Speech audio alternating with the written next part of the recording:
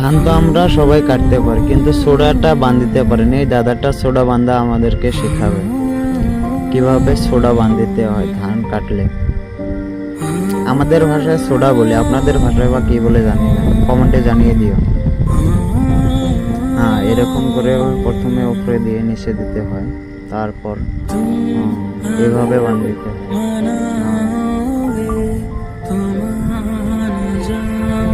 Speed দেখো দাদা, কি স্পিড ধান কাটার, স্পিডে দেখো, ও কি স্পিডে ধান কাটে দেখো। খুব ভালো লাগলো ধান কাটাটা, একাই একাই কাটতেছে, কেউ সাথে নেই। স্পিড কি, ওয়াও! এই পুরো জায়গাটুকু একাই কাটলো, আজকেই কাটলো, একাই কাটছে।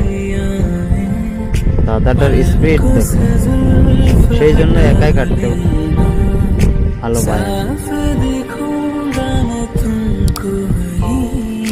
স্পিড দেখো, ধান কি কাটে, স্পিড কি দেখো। এই পুরো জায়গাটুকু কাটলো, একাই কাটলো।